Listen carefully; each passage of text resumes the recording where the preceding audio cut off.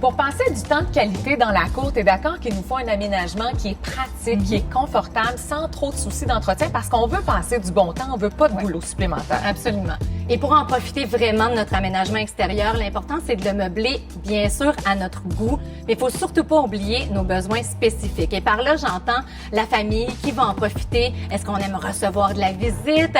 Quel genre d'espace on a? Parce que si on choisit un meuble trop volumineux, rapidement, on va toujours être encombré. Tu le disais, on ne veut pas s'ajouter une tâche, alors il faut penser maintenant à l'entretien et ne pas lésiner sur la qualité. Parce que notre niveau de satisfaction d'avoir trouvé un meuble à notre goût qu'on trouve tellement beau, il pourrait dégringoler assez vite si on n'a pas choisi quelque chose de qualité. Alors, le magasinage avisé, il est important. Mais justement, pour nous aider à voir clair, parce que les prix varient beaucoup d'un commerce à l'autre, donc qu'est-ce qui explique cette différence-là? En fait, les prix, il faut comprendre que c'est basé sur la qualité des matériaux utilisés. C'est sûr qu'il y a la conception, il y a la solidité, mais ce sont toutes des choses difficiles à voir à l'œil. Alors, ça devient très facile de se faire prendre et d'être rapidement déçu. Bon, OK. Comment on peut, mettons, prévenir ça pour pas être déçu? Mais en fait, il faut faire notre petite enquête, il faut poser les bonnes questions, il faut se renseigner. Par exemple, il y a un commerçant qui pourrait se vanter de vendre des meubles en aluminium. Et là, on fait « Wow, c'est une bonne chose! » Mais est-ce qu'on sait qu'il y a différents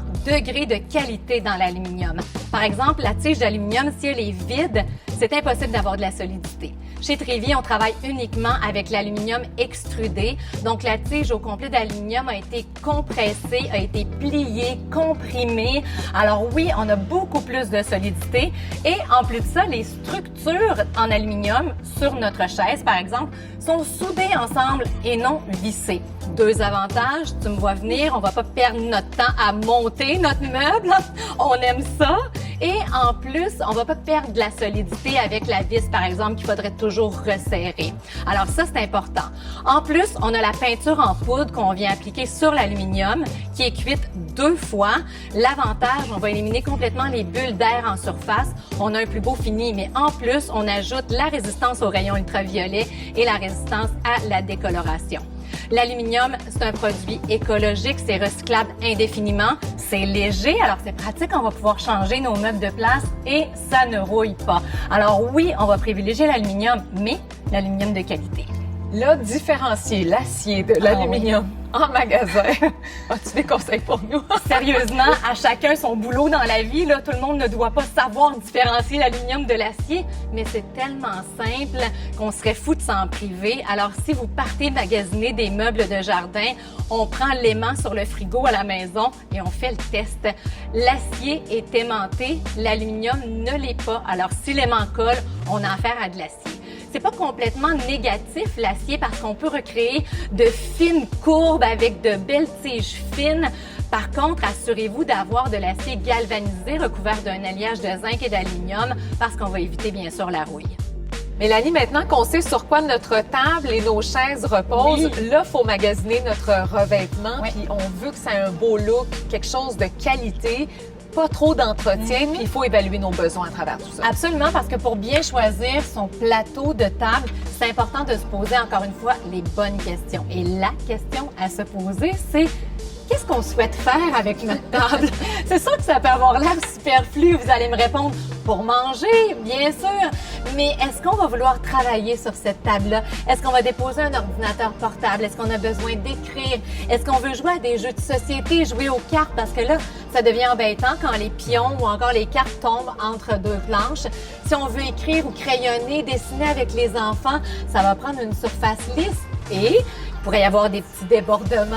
Ça serait le fun que ce soit une surface qui se lave bien aussi. La mère de famille en moi se sent interpellée. Donc, quelles sont les options à ce moment-là? En termes de surface lisse, la plus populaire, c'est le verre trempé. Et puis, le verre trempé, en quelque sorte, c'est un verre extrêmement résistant, de 2 à 5 fois plus résistant que le verre ordinaire. En fait, c'est un verre de protection. On pourrait le comparer à un pare-brise de voiture. Le terme trempé, ça signifie que le verre a été placé à une très haute température, plusieurs minutes, et refroidi rapidement. Sinon, il y a aussi un procédé de trempage chimique. Et encore là, il y a différentes qualités de verre trempé. Et il faut aussi surveiller l'épaisseur. Chez Trévi, on va offrir du verre trempé d'une épaisseur d'au moins 10 mm. Et là, il faut s'enlever de la tête la simple vitre transparente. On est au-delà de ça. Là. Ça a tellement évolué, le verre trempé. Maintenant, on peut avoir des motifs, on peut avoir des textures. Ça devient impossible à graffiner, mais encore là, si on a besoin d'écrire, c'est pas une bonne idée d'aller vers le texturé. Il faut vraiment écouter ses besoins. Et pour ceux et celles qui cherchent un look audacieux, spectaculaire, il y a aussi les imitations de marbre et de béton qui sont une belle option. C'est vrai, on se demande en quoi c'est fait. En fait, c'est du stratifié décoratif haute pression, communément appelé le HPL. Il a tous les atouts, ce matériau-là. Il est résistant aux intempéries, au choc, à l'abrasion. C'est facile d'entretien. Un petit coup de linge et le look est toujours impeccable. En plus, on peut recréer de manière infinie des motifs, des imitations, comme tu disais, le marbre, le béton. Et c'est un matériau qui est recyclable, donc écologique, mais on va pas le recycler tout de suite parce qu'on lui donne une durée de vie d'environ 50 ans, alors ça presse pas. Là, on parle de résistance et du HPL. Il y a le bois aussi. C'est vrai. Qui est un choix naturel pour plusieurs personnes. Et quand on parle de résistance, on parle de bois de teck. C'est un bois fin à grains durs. C'est un bois qui vient de l'Asie tropicale, un bois qui résiste à tout. En fait, c'est le plus résistant pour les meubles extérieurs. Il est très recherché, mais pour les bateaux aussi, pour la construction de bateaux. Bref, le bois de teck, on l'aime aussi parce qu'il est imputrescible, donc il ne va pas pourrir. Et les insectes ne l'aiment pas. Les insectes ne vont pas s'y réfugier. Bon, c'est sûr qu'on pense à du bois, on se dit qu'il faut investir beaucoup de temps dans l'entretien. C'est vrai qu'il faut lui donner un petit peu d'amour, mais beaucoup de temps. Bon, on va éliminer tout de suite l'idée de le peindre ou encore de le teindre. Les finis à l'uréthane vont craquer, vont fendiller. Ce serait vraiment du temps inutile à mettre là-dessus. Le bois de teck, on va le laver 3 à 4 fois par année avec une eau savonneuse, puis on va simplement y appliquer une huile. Chez Trévi, on a l'huile de teck Livos qu'on conseille, mais on pourrait simplement utiliser de la cire d'abeille. Et le but, c'est seulement de conserver sa belle couleur dorée. Si jamais on ne le traite pas à l'huile, on ne va pas perdre la solidité. Par contre, la couleur va changer, va grisonner un peu. Ça va ressembler plus à du bois de grange si on aime, aucun problème. Et sinon, la seule autre protection, peut-être l'hiver. On peut le laisser à l'extérieur, mais on va éviter que la neige s'empile dessus. Mélanie, peu importe le matériau qui aura été notre coup de cœur pour investir dans notre table, il y a le plateau central, il y a la rallonge aussi qui est une belle option quand on est habitué de recevoir beaucoup de gens. Oui, et selon l'espace qu'on a disponible aussi, il y a des gens qui vont très bien se suffire d'une table fixe à plateau fixe à 6 personnes. Mais si on a parfois de la visite, besoin d'extensionner, avoir le plateau, c'est vrai que c'est une belle option. Il y en a qui ont assez d'espace même pour laisser toujours le plateau ouvert et pouvoir avoir une table à 10, 12 convives. Alors encore là, ce sont des options différentes. Et si on a besoin du plateau central, on l'ouvre 2 petites minutes, c'est réglé et on change complètement l'aménagement. Moi, j'ai retenu le 2 petites minutes parce que j'ai l'impression que c'est un véritable casse-tête à installer une fameuse rallonge. D'où l'importance de l'essayer, le mécanisme, lors de l'achat parce qu'on ne s'achète pas des tracas, on s'achète du confort et c'est possible d'être simple. Mélanie, on a parlé du choix de table, du nombre de personnes qu'on veut asseoir à la table également. Je pense qu'il serait temps qu'on commence à jaser chaises un peu.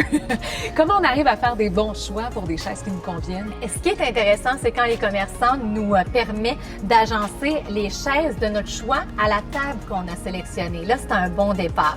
Ensuite, il faut y aller avec notre confort, notre utilisation. Si on passe l'été au bord de la piscine en maillot de bain, on veut pouvoir s'asseoir mouillé, on veut que l'air passe à travers, que ça soit pas trop chaud. Peut-être qu'on préfère le confort douillet d'un épais coussin. Il faut penser à ça. Combien de chaises on veut mettre autour de la table? Parce qu'une même table peut recevoir plusieurs chaises étroites ou un petit peu moins de chaises, mais plus larges. On va penser aussi au remisage parce que ce ne sont pas tous les modèles de chaises qui sont empilables. Et bien sûr, il y a toujours le look. Là, est-ce qu'on aime mieux le rotin, l'aluminium, le textilène? Bref, ça, c'est selon nos goûts. Prenons par exemple ce qui sèche facilement. Avec des enfants, c'est pratique, hein? C'est ce qu'on recherche avec la piscine, les maillots mouillés. Le matériau numéro 1, c'est le textilène. En fait, c'est un tissage de PVC, de polyester vinyle. Ça respire, l'air passe à travers, ça sèche rapidement, ça résiste aux rayons ultraviolets, à la moisissure. Tellement simple, entretien facile. Il y a aussi le rotin qui est un classique indémodable. Oui, mais combien de fois est-ce que tu as vu des meubles en rotin avec les fibres cassées, fendillées? Ici, on privilégie le rotin synthétique. En fait, c'est une fibre de polypropylène haute qualité qui est tressée à la main pour donner le look du rotin. Ensuite, avec cette fibre-là qui est individuelle, on les colle ensemble. C'est ça qui va donner la languette qui sera tissée par la suite. Ça donne un matériau robuste, mais qui reste souple à la fois. Et est-ce que c'est résistant aux intempéries parce qu'on veut pas toujours les rentrer, nos chaises? Pour plusieurs raisons, c'est résistant aux intempéries parce que la résine résiste aux rayons ultraviolets et à la décoloration. Pourquoi? Mais parce que la couleur, elle est intégrée. En fait, la fibre de résine, au départ, elle est colorée avant d'être soudée. Donc, colorée individuellement, ensuite soudée, tressée, comme on l'a dit. Et il y a une autre couleur qui est appliquée ensuite. Donc, la couleur est vraiment pleine. Ça veut dire que si je coupe ma fibre de rotin synthétique, à l'intérieur, il n'y a que de la couleur. Donc, la décoloration, effectivement, est impossible. Et tu sais, le rotin, ce qu'on peut avoir en tête, c'est que ça se déforme avec le temps. Puis là, ben, on a investi dans une belle chaise, on veut pas que ce soit ça qui arrive. Oui, mais c'est pour ça qu'on choisit le rotin synthétique. Encore une fois, c'est une résine avec une mémoire moléculaire. Donc, la fibre va toujours reprendre sa forme initiale. Et si jamais on voulait un petit peu plus de confort, on pourrait y ajouter un coussin selon nos goûts. Ça, c'est toujours un sujet épineux. Il y en a qui adorent les coussins, il y en a d'autres qui veulent les éviter. On aime ou on n'aime pas les coussins. C'est sûr que quand le coussin devient sale, mouillé, c'est vraiment moins intéressant. D'où l'importance d'avoir une housse imperméable pour nos meubles avec des coussins ou encore de les installer sous un petit toit, sous un pavillon outdooring. Mais vient quand même un moment où les coussins se salissent. Alors, c'est important lors du magasinage de choisir un coussin déhoussable avec la fermeture éclair. On va pouvoir enlever la housse, la laver à la machine à laver, la remettre, on le fait à cycle délicat, on la remet encore humide sur notre bourrure, on laisse sécher 15 à 20 minutes. Est-ce qu'il y a un risque que ça décolore avec le temps? Bien, en fait, il faut bien choisir le tissu de notre coussin. Chez Trévi, on utilise la fibre synthétique olefin. Ça résiste aux rayons ultraviolets, ça résiste à la chaleur, à la moisissure, à la décoloration.